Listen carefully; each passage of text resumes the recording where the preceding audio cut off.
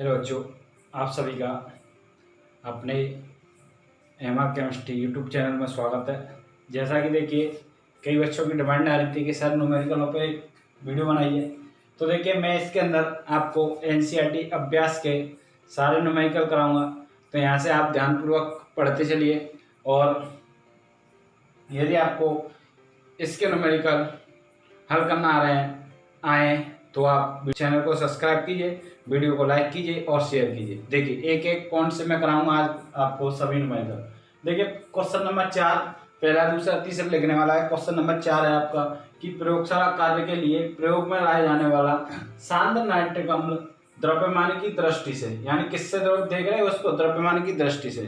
तो नाइट्रिक अम्ल का 68% जलीय विलयन है। तो देखिए, यहाँ पर इसको पकड़िए कि द्रव्यमान की दृष्टि से, तो द्रव्यमान की दृष्टि से नाइट्रिक अम्ल का 68% जलीय विलयन है। तो यहाँ पर हमने क्या देखा है कि यहाँ पर द्रव्यमान की दृष्टि से देख रहे हो, तो यानी कुल द्रव्यमान होगा वो कितना होगा, 100 ग्राम होगा, और उसमें नाइट्रिक अम्ल कितना है, 68%। तो कुल द्रव्यमान यहाँ पर आपने पकड़ लिया। हल करोगे इसको तो क्या करोगे, देखिए कुल द्रव्यमान कितना है आपके पास, 100 ग्राम। जब भी आपकी परसेंटेज में बात करें द्रव्यमान प्रतिशत की तो 100 ग्राम, आयतन प्रतिशत की तो 100 ml, और द्रव्यमान आयतन प्रतिशत की तो भी 100 ml। अब उसमें क्या करा है कि नाइट्रिक अम्ल 68% है, तो नाइट्रिक अम्ल की मात्रा निकालोगे आप। नाइट्रिक अम्ल का होता है HNO3 का द्रव्यमान कितना है, 100 का कितना है, 68%। तो यहाँ से आप निकालोगे 100 गुणा 68/100। तो यहाँ से इसका आपको द्रव्यमान पता चलेगा कितना, 68 ग्राम। इससे गया। अब आगे पढ़िए क्या करा है, यदि इसका विलयन का घनत्व, यानी घनत्व दिया है इसने, कितना दिया है, घनत्व दिया है 1.504 ग्राम प्रति ml हो, तो अम्ल के इस नमूने की मोलरता क्या होगी। तो देखिए, यहाँ से आपको सारी चीजें पढ़नी होंगी। मोलरता क्या होती है, देखिए मोलरता आपकी क्या होती है, मोलरता बराबर फॉर्मूला क्या होता है, आप यहाँ पे फॉर्मूला याद रखिए क्या होता है, small w into 1/m into v, किसमें, ml में।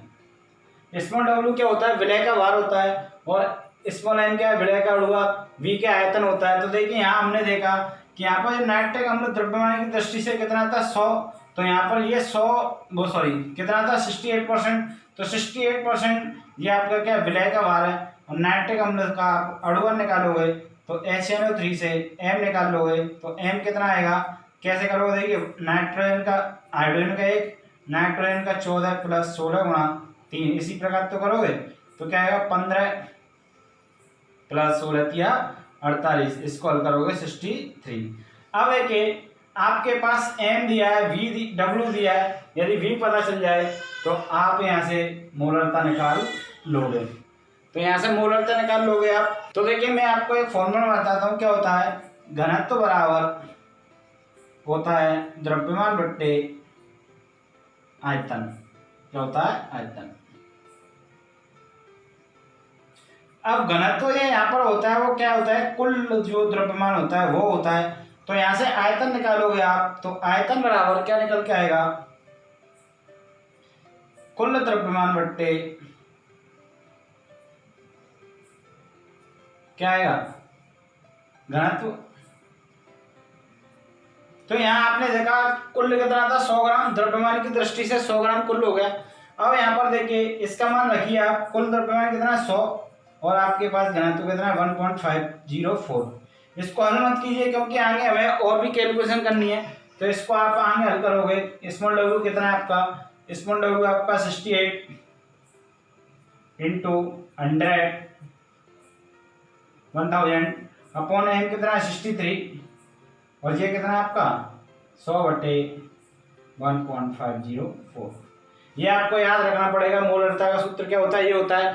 इसका देखिए पूरा विश्लेषण हमने अपनी जो फर्स्ट मतलब इसमें मोलरता की जो वीडियो दी है वो आप देख सकते हो।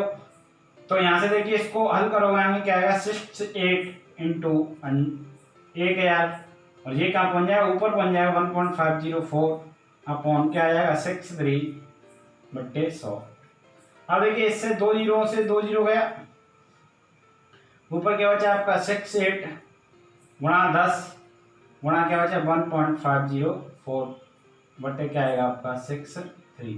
अब देखिए यहाँ पर मैंने इसको अपना तुम्हारा टाइम बचाने के लिए क्या करो, इसको क्या कर दो, इससे इसमें क्या कर दो 10/22.72। अब इसमें आप 63 का भाग दे दो तो आपका आंसर मिल जाएगा आपको। तो यहाँ पे आंसर मिलेगा आपको 16.23 क्या आएगा मोल प्रति लीटर। तो यहाँ से पहला ये सवाल आपका पूरा होता है। देखिए क्या किया हमने, इसमें जो आपका दिया था वो सारा लिख लिया और इसमें पूछी वो इसके आधार पर ये कर दी। तो आपको यहाँ से ये चीज देखनी होगी कि द्रव्यमान की दृष्टि से दे रहा है तो कुल कितना होगा, यहाँ पे 100 ग्राम होगा, 100 ग्राम में 90 ml इतना है। तो यहाँ से आपने इसको हल कर लिया। अब देखिए आगे देखेंगे, देखिए दूसरा सवाल है आपका, दूसरा क्वेश्चन है कि ग्लूकोज का एक जलीय विलयन 10% W/W है। विलयन की मोललता तथा विलयन में प्रत्येक घटक का मोल अंश ज्ञात कीजिए। यदि विलयन का घनत्व इतना दिया है तो विलयन की मोललता भी बताइए। तो जैसा कि अभी हमने बताया कि आपका W/W मतलब द्रव्यमान प्रतिशत दिया है, तो कुल द्रव्यमान कितना होगा इसके लिए हल करोगे आप। तो कुल द्रव्यमान जैसे कि हमने बताया कितना होगा 100 होगा। 100 ग्राम में उपस्थित विलय के भार की संख्या को क्या कहते हैं, द्रव्यमान प्रतिशत कहते हैं। तो कुल द्रव्यमान 100 ग्राम हो गया। तो यहाँ से आप ग्लूकोज का द्रव्यमान निकालोगे C6H12O6 का कितना परसेंट है, 10%। तो 100 ग्राम का 10% कितना होगा 10 ग्राम। तो यहाँ से स्मॉल डब्ल्यू पता चलेगा आपको 10 ग्राम। अब देखिए टोटल 100 है और 100 में से 10 ग्राम ग्लूकोज निकल गया। तो जो इसके अंदर जो दूसरा विलयन बना रहा है तो विलयन के अंदर दूसरी क्या चीज होगी, विलायक होगी। विलायक यानी जल होगा। तो जल के साथ जो विलायक होगा उसका जो कैपिटल डब्ल्यू होगा, विलायक का भार क्या होगा, कैपिटल डब्ल्यू बराबर 100 माइनस के 10 यानी कि आपका क्या आ गया यहाँ से 90 आ गया। अब देखिए इसमें क्या पूछा, इसकी मोललता यानी आसानी से निकल जाएगी। मोललता बराबर फॉर्मूला क्या होता है, मोललता बराबर क्या होता है स्मॉल डब्ल्यू इंटू एक है upon M into capital W किसमें ग्राम में। तो स्मॉल डब्ल्यू आपको दिया है कितना दिया है 10 दिया है 1000 बट्टे इसका एम निकालो ग्लूकोज का। तो ग्लूकोज का एम कितना निकल के आएगा C6H12O6 यानी एम निकालोगे इसका डोआर तो कितना आएगा 180 आता है। तो 180 गुणा कैपिटल डब्ल्यू कितना है 90। यहाँ पे इतनी बात समझ आई, मोललता का ये फॉर्मूला होता है। और इसमें विलय का भार कितना है 10 ग्राम, क्योंकि ये कह रहा है कि ग्लूकोज का एक जलीय विलयन है। तो वो कितना W/W से तो 100 ग्राम में 10% ग्लूकोज मतलब 10 ग्राम और जल हो गया 90 ग्राम। और यहाँ से विलय के अणुभार, विलय क्या होगा ये हो गया। तो इससे 2 जीरो से 2 जीरो गया, ऊपर क्या बचा, अब देखिए 2 से काट लो 5, 2 से काट लो इसको 9, तो ऊपर क्या बचा आपका 50, नीचे क्या बचा आपका 9 नाम 81। अब इसका इसमें डिवाइड कर दो क्या आएगा आपका 0.61 क्या आएगी मोल प्रति किलोग्राम। दूसरा इसने क्या पूछा है, पहला आंसर आपका ये खत्म हो गया मोललता प्रत्येक घटक के मोल अंश। तो यहाँ से देखिए स्मॉल एम कितना है 180 और जो ब्लैक होगा वो क्या होगा आपका जल होगा। तो जल से आप कैपिटल एम निकालोगे यानी इसका H2O का अणुभार निकालोगे वो कितना आएगा 18 आएगा। 18 आएगा। तो जैसे आप बात करोगे किसकी, इन दोनों के मोल निकाल लो पहले आप। तो मोल निकालोगे किसके C6H12O6 के मोल। तो मोल बराबर क्या होता है भार बट्टे अणुभार।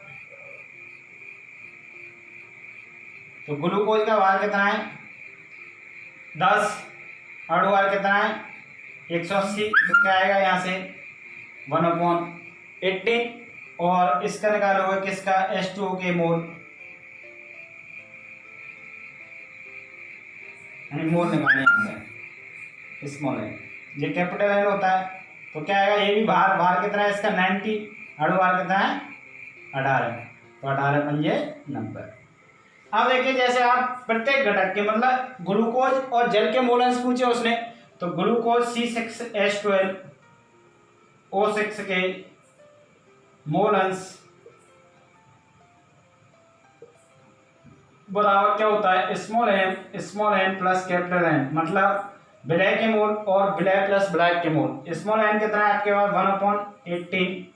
1/18 प्लस 5, जिसको हल करोगे आप तो क्या निकल के आएगा आपका 1/18, 1 प्लस 90/18, इससे कट गया तो क्या आएगा 1/91। अब इसका इसमें डिवाइड कर लो, तो डिवाइड करोगे तो आप क्या आ जाएगा 0.01, क्या आ गए मोल अंश आ गए। ये किसके, इसके आ गए। अब आप जल के H2O के मोल अंश निकालोगे, मोल अंश, तो यहां से देखिए क्या होता है कि इसके मोल अंश निकालोगे तो क्या करोगे, ये आपके किसके आ गए, इसके आ गए। अब इसके निकालोगे तो बराबर क्या होगा इसके कि 1 माइनस के 0.01 कर दोगे तो आप इसके मोल अंश निकाल लोगे तो क्या आएगा 0.99 आएगा। यहाँ से इसके मोल अंश कितने आ गए 0.99। अभी तीसरा सवाल कह रहा है कि विलेन की मोलरता, तो जैसे अभी हमने देखा क्या होता है विलेन की मोलरता बराबर, फॉर्मूला क्या होता है, मोलरता बराबर स्मॉल w इंटू 1000 बटे स्मॉल m इंटू v, किसमें ml में। अब देखिए स्मॉल w आपको दिया है 10, 1000 बटे m कितना 180। अब v दिया है इसके अंदर, v नहीं दिया लेकिन घनत्व दिया है, ये दिया है घनत्व। तो घनत्व बराबर क्या होता है, देखिए जैसा कि हमने पहले ही बताया कि घनत्व बराबर यानी d बराबर क्या होता है कुल द्रव्यमान बट्टे आयतन। तो यहाँ से आप आयतन निकालोगे यानी v निकालोगे तो क्या आएगा कुल द्रव्यमान। कुल द्रव्यमान कितना होगा इसके अंदर 100 और घनत्व कितना दिया 1.2, तो यहाँ पर v के स्थान पे क्या आएगा आपका 100 बटे 1.2। इसको आगे हल करोगे तो 10, 1000 ऊपर क्या बन जाएगा आपका 12 के 1.2, नीचे क्या बचेगा 180 गुणा 100। और देखिए इस पॉइंट से एक और जीरो आएगी तो 1 2 3 1 2 3, इससे ये गया क्या बचा आपका 12 बट्टे 18। जैसे इसको काटो 2 और 3 क्या आएगा 0.67 मोल प्रति लीटर। तो इस प्रकार यहाँ से ये दोनों क्वेश्चन हल होते हैं। तो देखिए यहाँ से इन फॉर्मूलों को याद रखना पड़ेगा कि इस विलय के भार, विलय का भार बट्टे अणुभार विलय के मूल होते हैं, विलय का भार बट्टे अणुभार, ये सारी चीजें इसने दे रखी हैं। तो इसको आप ध्यानपूर्वक समझते चलिए। जैसा कि क्वेश्चन नंबर 6, यदि 1 ग्राम मिश्रण में Na2CO3 सोडियम कार्बोनेट के मोलों की संख्या समान है तो इस मिश्रण से पूरक क्रिया करने के लिए इतना MnHCl के कितने ml की आवश्यकता होगी। तो देखिए यहाँ पर आपने देखा कि 1 ग्राम मिश्रण यानी ये दोनों मिला के 1 ग्राम है। जैसे मैं बात करूं कि माना कि Na2CO3 का जो W है वो कितना मान लिया X मान लिया, तो यहां से NaHCO3 कितना होगा, इसका जो W होगा वो कितना होगा 1 माइनस के X। यानी कहने का मतलब क्या है कि ये दोनों मिला के 1 है, तो देखिए ये दोनों मिला के 1 है तो ये x होगा, तो ये 1 माइनस के x होगा। जैसे मैं बात करूं कि इन दोनों का मिश्रण 10 है, अब मैं कहूं कि ये 5 है ये 3 है, तो ये कितना होगा, तो क्या करोगे 10 माइनस के 3, तो वही मैंने किया 1 माइनस के x। अब देखिए मैं यहाँ से इसका अणुभार निकालूं तो कितना आएगा 23 दूनी 46, 12 और 16 × 48, 10 6 9 1 10 106। इसका मैं अणुभार निकालूं तो कितना आएगा 84, 23 1 24, 24 और 12 48 और 48, 23 और 1 24 और 12 और 48 कितना आएगा 84। अब देखिए क्या कह रहा है कि यहां से मैं इसके मोल निकाल लूंगा तो मोल बराबर क्या आएगा x/106 और इसके मोल निकालूंगा तो क्या आएगा 1 माइनस x/84। भार बट्टे अणुभार होता है मोल, लेकिन क्या कह रहा है कि मोलों की संख्या समान है, तो हम यहाँ क्या करेंगे प्रश्न अनुसार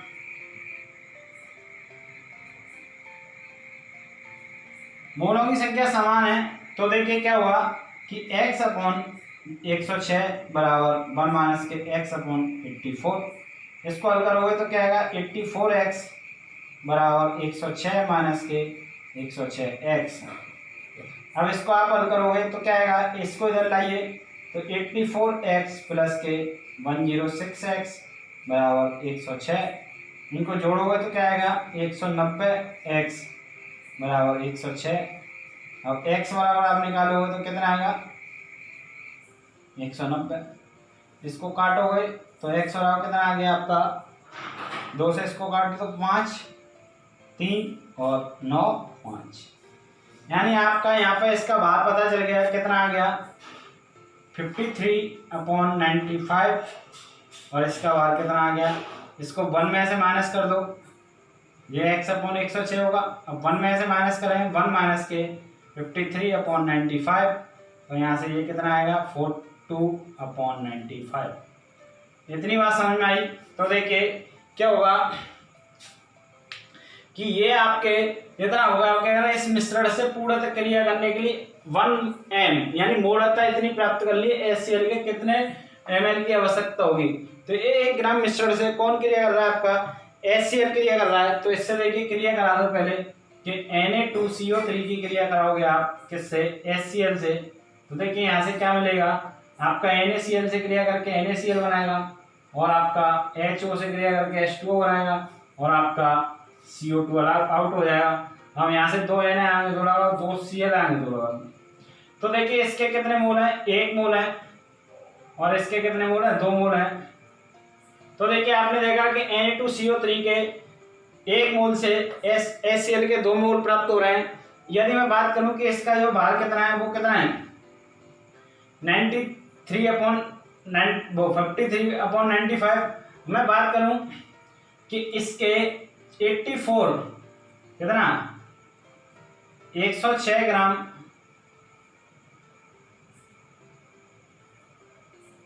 106 ग्राम Na2CO3 से HCl के 2 मोल क्या होते हैं, HCl से ऐसे देखो, HCl से पूरक क्रिया करते हैं। कौन कर रहे हैं, 2 मोल। अभी मैं 106 ग्राम के लिए, यदि मैं यहाँ से 1 ग्राम के लिए निकालूंगा तो Na2CO3 HCl से पूरक क्रिया करेंगे, कितने मोल क्रिया करेंगे 2/106। लेकिन हमें कितने के लिए निकालना है, 53/95 के लिए। तो यहाँ लिखोगे 53/95 ग्राम Na2CO3 से HCl के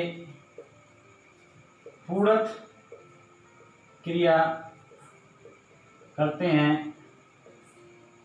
क्या आएगा कि 2/106 गुणा 53/190। इससे 2 बार गया, 2 से 1 गया, तो कितना आएगा 1/190। इसी प्रकार आप इसकी क्रिया कराओ, NaHCO3 क्रिया करेगा किससे, HCl से। तो क्या बनाएगा आपका NaCl से क्रिया करके NaCl, और J से H2O, और क्या बनाएगा CO2। स्क्वायर लगी 1/90।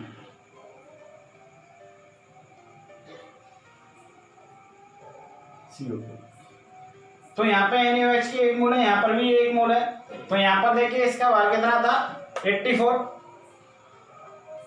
84 ग्राम के लिए, किसके NaCO3 के से HCl से पूरक क्रिया कर रहे हैं, कितने मोल कर रहे हैं,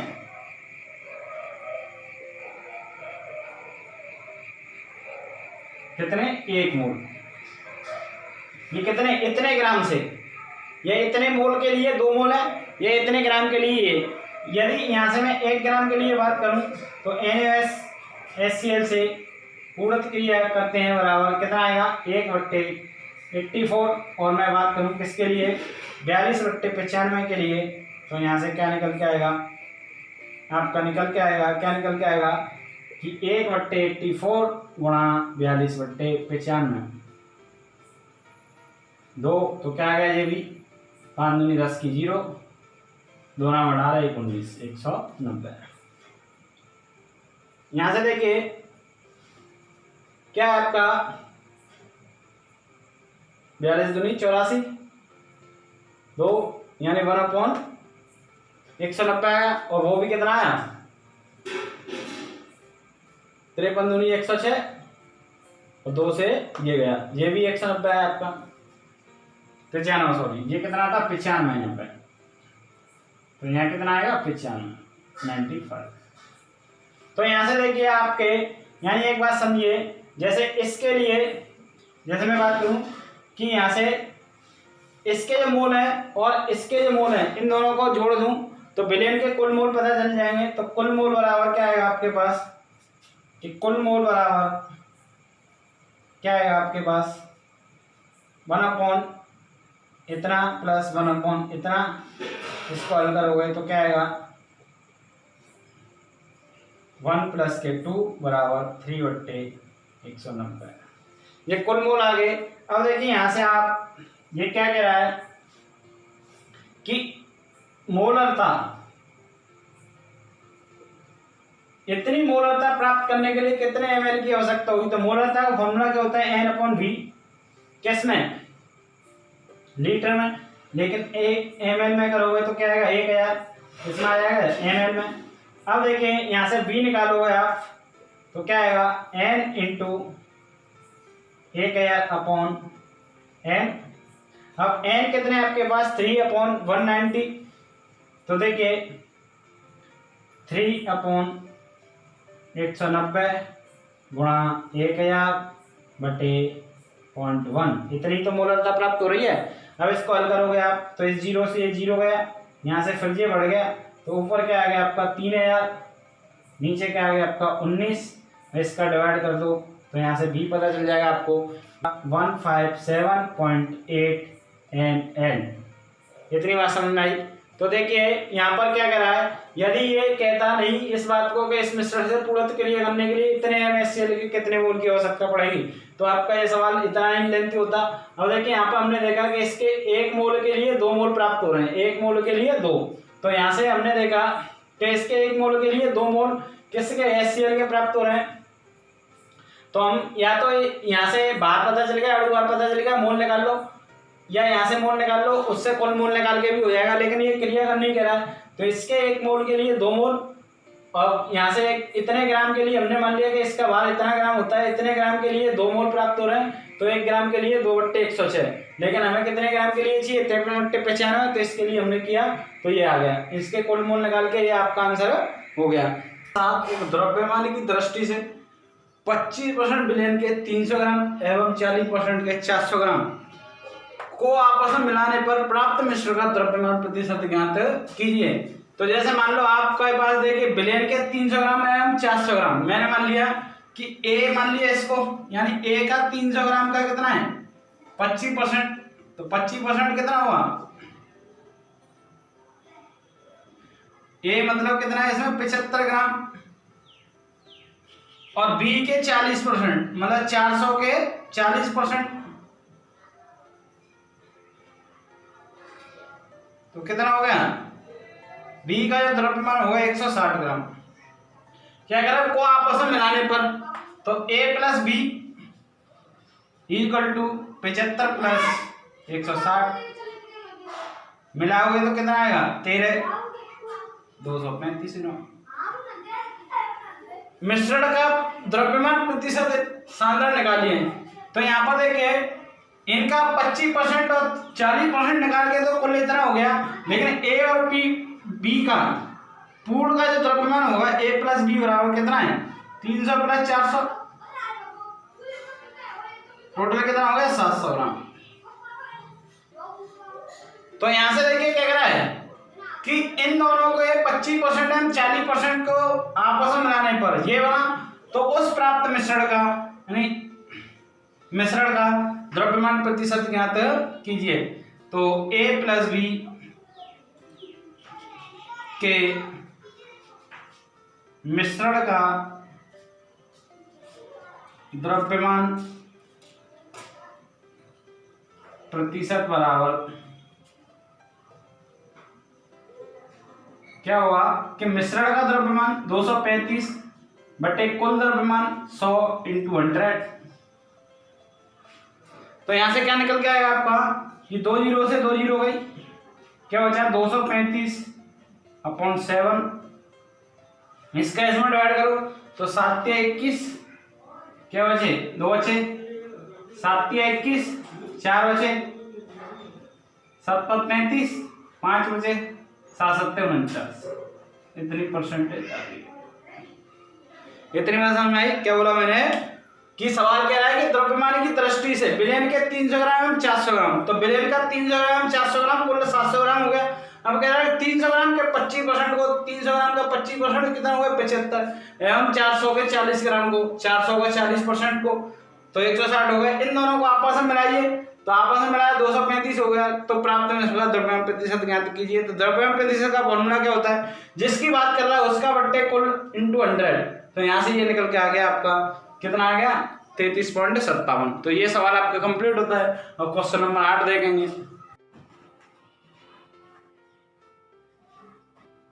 तो देखिए क्वेश्चन नंबर 8 क्या कह रहा है, 222.6 ग्राम एथिलीन ग्लाइकोल का सूत्र है तथा 200 ग्राम जल में मिलाकर प्रतिम मिश्रण बनाया गया। तो यहाँ पर देखिए यहाँ तक इसने क्या कह दिया कि इसको इसमें मिला रहा है, तो जिस चीज को हम मिलाते हैं वो क्या होता है विलय होता है। तो यहाँ से आपका विलय का जो भार होगा पता चल गया, स्मॉल डब्ल्यू कितना होगा 222.6 ग्राम। एथिलीन ग्लाइकोल दिया है C2H4OH का उल्टा H, तो इससे इसका m निकाल लोगे आप, कितना आएगा 62 आएगा। निकालना कैसे निकालोगे, इसके परमाणुओं को तोड़ के उनका परमाणु भार लिख के योग कर देंगे। इसके बाद 200 ग्राम जल में, तो यहां से कैपिटल W यानी ब्लैक दिया आपको, कितना दिया है 200 ग्राम जल में मिलाकर प्रतिम, तो जल में तो देखिए H2O होगा यहाँ पे, तो H2O से M निकलेगा, कैपिटल M कितना होगा 18। क्या करा विलयन की मोललता, तो देखिए सिंपल सी बात है, मोललता पूछी है इसने। मोललता बराबर फॉर्मूला क्या होता है, स्मॉल W इंटू 1000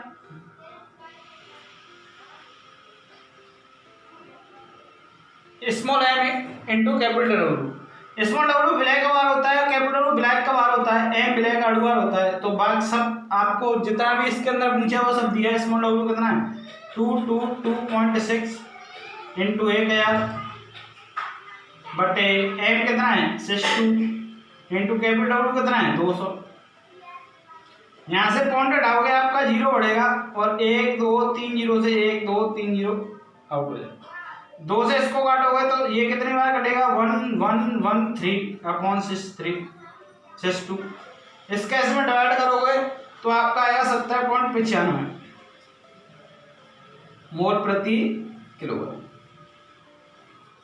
अब देखिए इसने क्या कह दिया कि यदि विलयन का घनत्व यानी D दे रखा है कितना 1.072 ग्राम प्रति ml, तो विलयन की मोललता ज्ञात करो। अब मोललता क्या होती है, देखिए मोललता बराबर क्या होता है, मोललता small W into 1000 m into B ml में। तो यहां से देखिए आपको स्मॉल W पता है कितना है 22.6 इंटू 1000, ये भी पता है आपको कितना है 62। आपको क्या नहीं पता, V नहीं पता, तो V निकाल लो। देखिए V कैसे निकलेगा यहां से कि आपको क्या है, यहां से देखिए ये कुल द्रव्यमान कितना होगा, इसको इसमें मिलाया गया है, तो यहां से पहले कुल द्रव्यमान निकाल लो। कुल द्रव्यमान कितना होगा इसके लिए 222.6 प्लस 200 कितना आएगा कुल द्रव्यमान 422.6 ग्राम। अब कुल द्रव्यमान पता चल गया आपको, तो घनत्व बराबर क्या होता है, फॉर्मूला होता है, क्या होता है आयतन बराबर द्रव्यमान, कुल द्रव्यमान बट्टे घनत्व।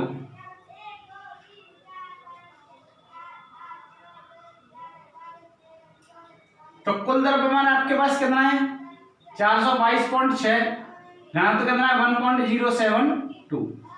इसके मान को यहाँ रखिए, v के स्थान पे क्या है 4422 × 6/1.072। ये ऊपर जाएगा, क्या बचेगा आपका देखिए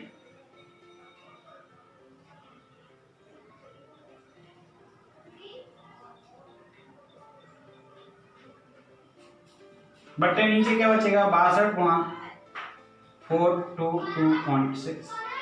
तो इस पॉइंट से ये पॉइंट गया और इस पॉइंट से क्या होगा आपका ये चला जाएगा। अब देखिए जैसा कि अभी हमने देखा इसके अंदर कि इसको 113/60, तो यहां से हमने इसको काट दिया 2 से 2 1 1 3 और 2 से इसको काट दिया 2 1 1 3। इसके इसमें डिवाइड करके क्या आएगा आपका, क्या आएगा 17.95 गुणा ऊपर क्या बचा आपका 1072/213। अब इन दोनों का आप गुणा करोगे और इसका डिवाइड करोगे तो यहां से आपको आंसर मिलेगा 9.10 मोल प्रति लीटर। इसको आप हल कर सकते हो। तो यहां से क्या आंसर मिला आपको, क्या बचा आपका देखिए हमने देखा कि इसको और इसका डिवाइड करके कितना आता है 17.95, वो रख दिया। बचा आपका 1072/2113, तो ये रख दिया। अब इनका आप गुणा करके इसका भाग दोगे तो कितना आएगा 9.10 मोल प्रति लीटर। तो यहाँ से ये क्वेश्चन आपका समाप्त होता है।